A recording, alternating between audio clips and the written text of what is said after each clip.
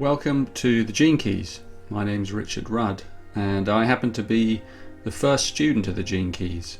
And I put it that way because that's exactly what these teachings are all about. They're about learning from a higher evolutionary impulse that's imprinted throughout our universe. From the lowliest life form to the greatest galaxy in the heavens. In the words of a very great poet, a favourite of mine, Rilke, Rainer Maria Rilke, all of this is mission. That's what he said. All of this is mission. In other words, there's this unravelling thread that's built into life. And the Gene Keys are an exploration into that thread. And they're an adventure along this sacred thread. And the central premise of the Gene Keys is that we have inside us a hidden higher purpose. And that this purpose is encoded in our DNA. It's in the substructure of our physical bodies. And I am talking about a higher purpose, not just the purpose of our lives as a vocation. So you may have been born to be a doctor or a mother or a mountaineer, but what's really underneath that role? In other words, what's the quality you bring to what you do? What's the quality and the texture of your consciousness? Every human being is a mystery. We are literally a secret code because we're made up of code, and all code contains a message. This isn't just a metaphor, it's actually literal. We are made up of this code, a secret message. We contain that as an essence. And the point of the Gene Keys is to unlock this code and to release your message, your special essence, your genius out into the world. And when you've touched the essence that's inside you, when you've unlocked the code, you're never quite the same again. And what you do in life suddenly seems much less important to you than how you do it. This is a very good thing to remember when we're thinking of our children. You know, often we think about our children, we worry about what's going to become of them in the future. And it's really important to understand that it's not so important what they do. It's important how they do it.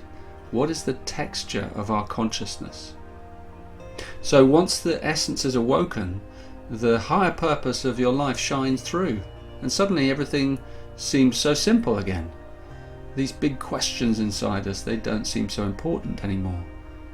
And for the first time, probably in a long, long time, we begin to relax into being here, into just being who we are, without the worry of what we're supposed to do.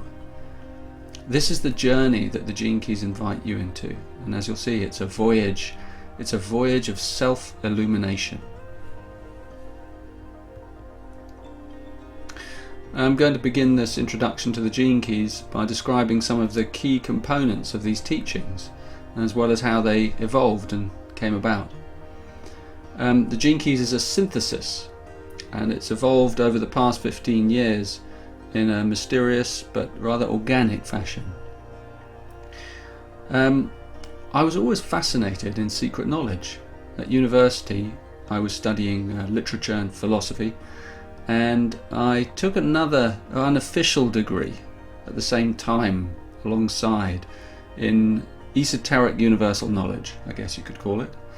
And I studied all these different systems, and of all of them, the one I seemed to be most drawn to was the Chinese I Ching, and many of you will know the I Ching. It's a 5,000-year-old text that essentially charts the seasons and cycles of change and life, and it has this very profound binary logic, and that's what's so startling about the I Ching, really, especially in recent years. It's this mathematics that's embedded in it, because it's virtually identical to the genetic code. And when I saw that, it really got my attention, because I realized that the I Ching truly does represent the code of life. Anyway, I began a long contemplation of the I Ching through its hexagrams, as they're called, 64 archetypes that forms the teaching itself. And I contemplated these over several years, and then one day someone introduced me to another system called the Human Design System. And I was really interested in this because human design calculated astrological positions from the time and place of your birth and combined them with the I Ching. And this was quite astounding to me because it meant that you could now fix the code of life to a single moment of imprinting, combining it with this ancient science of astrology, which by the way I knew very little about. So I became an early student of human design. I studied with its founder, a mysterious and fascinating man named Ra Uru Hu. And Ra had a really deep grasp of the code and how it unlocked us as individuals. And he gave the last 25 years of his life to teaching human design. And he was a great man. I personally owe him a lot because a great deal of my own insights are built upon the foundation that he built through his understanding. So thanks to him. As my understanding of these 64 universal archetypes that are the core teaching of the I Ching, as they deepened, I had another breakthrough. I realized that these codes aren't actually fixed, but that they fluctuate constantly according to our consciousness. And so I adapted what I'd learned from human design, and it became this. It became the spectrum of consciousness.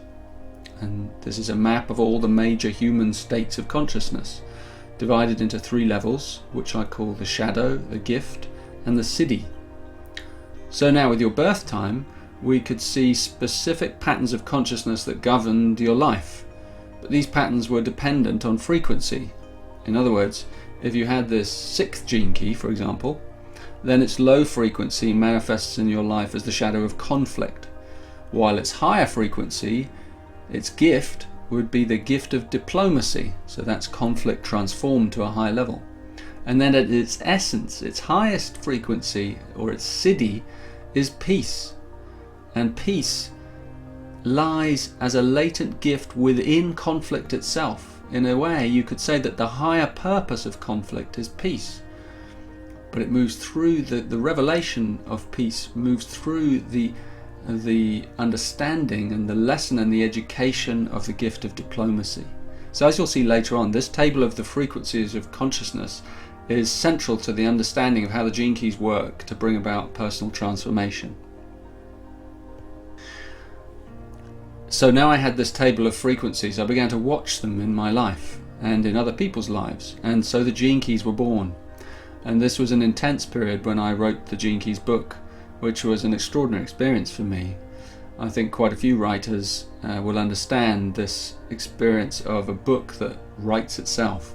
And this was certainly what I felt. I actually experienced these frequencies as I wrote, from the shadow to the gift to the siddhi. And I think you can also experience them as you read it, if you read it in a relaxed and an open state.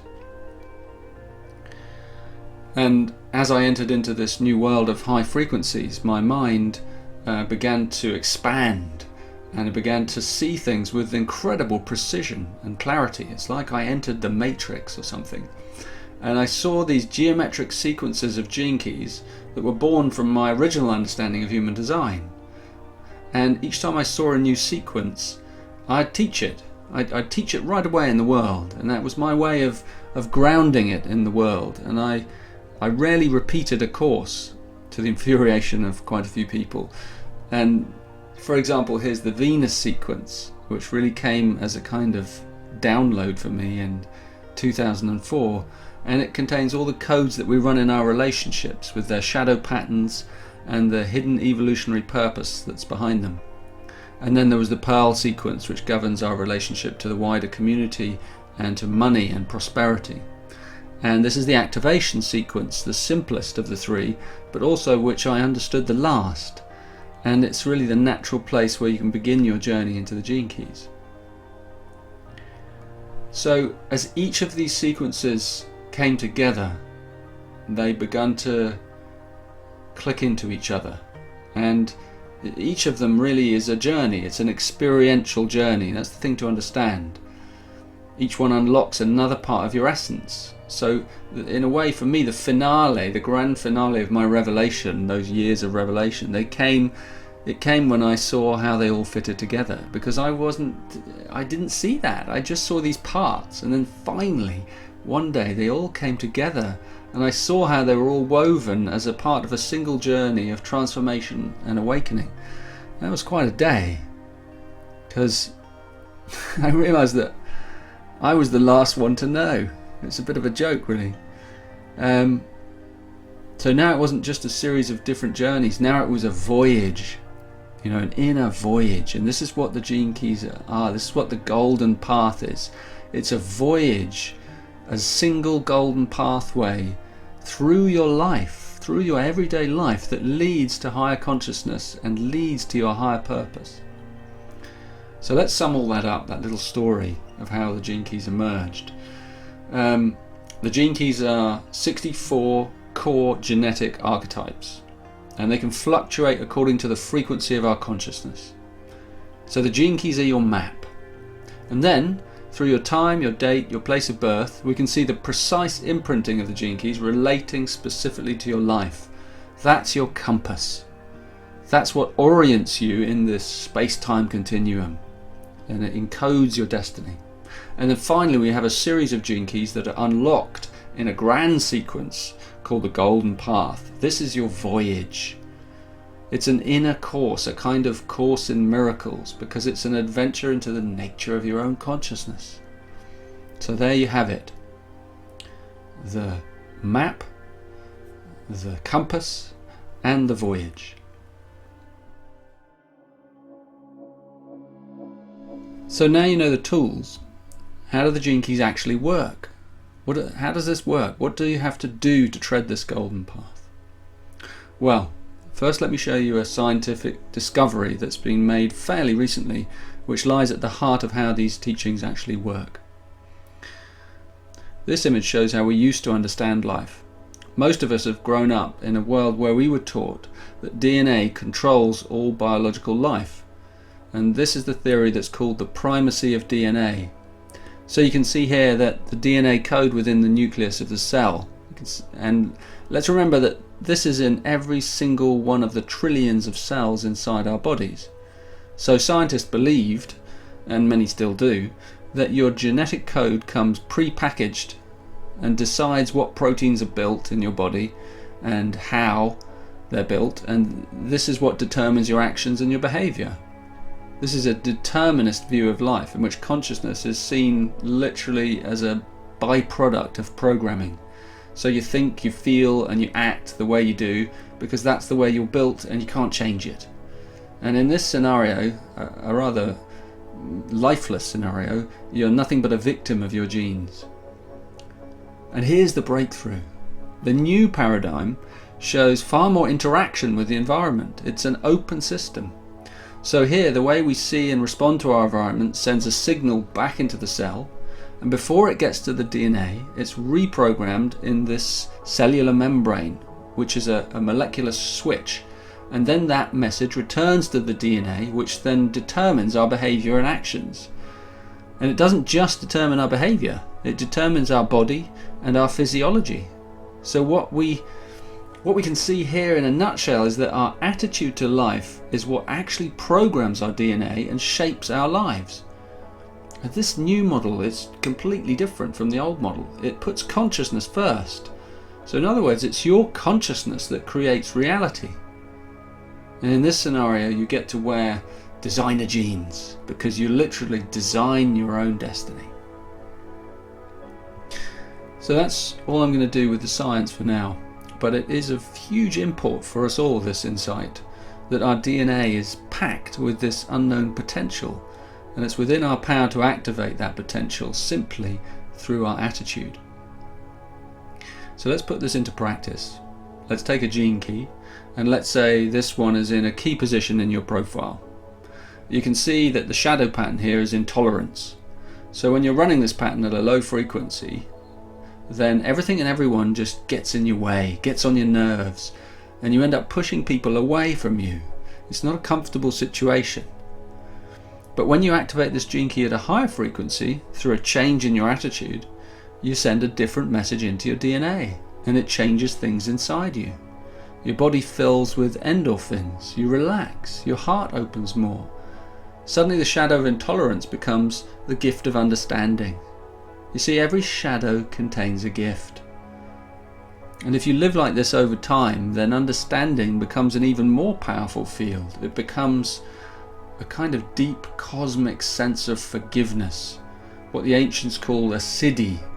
It's a Sanskrit word meaning a higher manifestation of your essence, a divine gift, a kind of higher grace that surrounds you at all times, this forgiveness. And this is how the gene keys work.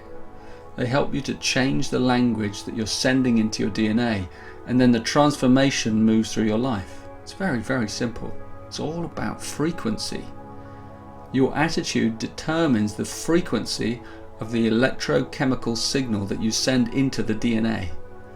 A low frequency generates a shadow pattern, which makes you behave as though you were a victim, whereas a high frequency makes you behave in a self-empowered and creative way. The highest frequency signals lead to heightened states of consciousness, like compassion, unconditional love, forgiveness that we mentioned. So the final part of this, and it's really the central technique of the gene keys, is called contemplation. It takes time to change the way you behave.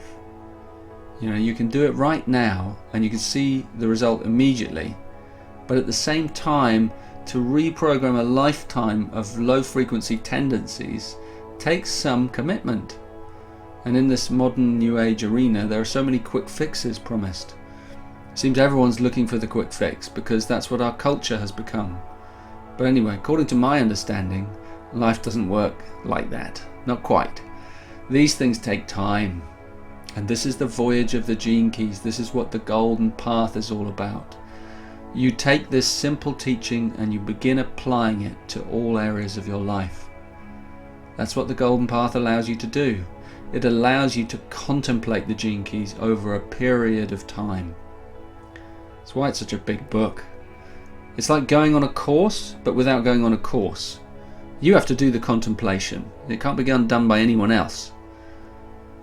And to contemplate something, it is about absorbing, digesting, applying and embodying a truth. The central truth of these gene keys that I've just outlined. So it couldn't be simpler. But how to apply it is another question. So the golden path gives you a framework to follow. It helps you to keep the gene keys close. You have to absorb this teaching mentally at first, and then after a while, as you understand it, you begin to take it in emotionally through your relationships, and finally it begins to dawn inside you at a physical level. It becomes imprinted in your living DNA. This is the process of deep contemplation. You allow it into your life, into your inner life. It's for the most part a private journey, because it's a journey into your essence. And as you tread the golden path, your golden path, the gene keys become your guide. And it's not just the book's just the delivery mechanism. The signal is a habit that you have to imbibe over time. But if you stay with it for long enough, it can really transform your life onto another plane. That's the power of simple contemplation. It's an ancient path, but one that's for the most part been forgotten. It's not the same as meditation, and it's not concentration. It's in the middle of those techniques. It's more playful in a way. It's really suited to our modern lifestyle because you can contemplate something anywhere, doing anything. It's alive inside you at work, at rest, with the kids, doing the dishes, and it's easy. You just remember it when you remember it. And whenever something hurts inside you, physically, emotionally, or mentally, that's the most powerful reminder. Inside every shadow hides a gift. That's the great truth of the gene keys.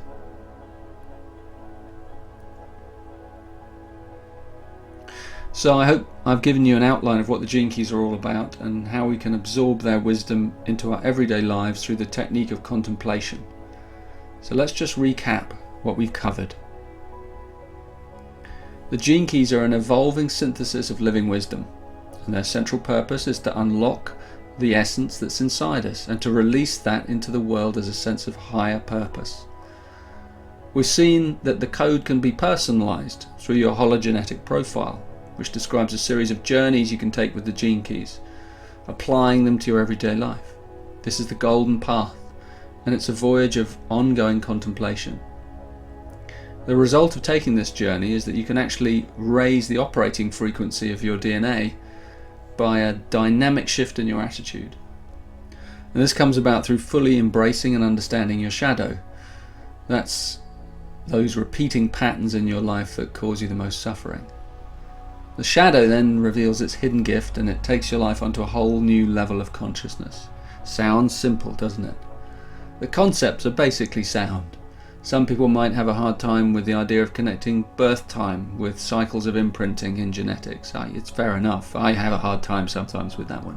But when you come to understand life in a different way, as a holographic cosmos, the nature of the universe as holographic, suddenly it begins to make more sense. Because the gene keys aren't just about concepts, they're about adventure and inspiration. This is an inner voyage. And there's one final insight I'd like to share with you, and it's something more mysterious. It's something outside the domain of science and logic and systems, and it's what I call the transmission.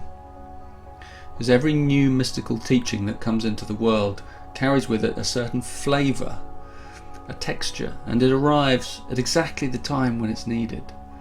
That's just universal choreography at work. In Tibetan culture, they have a deep understanding of sacred teachings. They call it the terma, which means the treasure.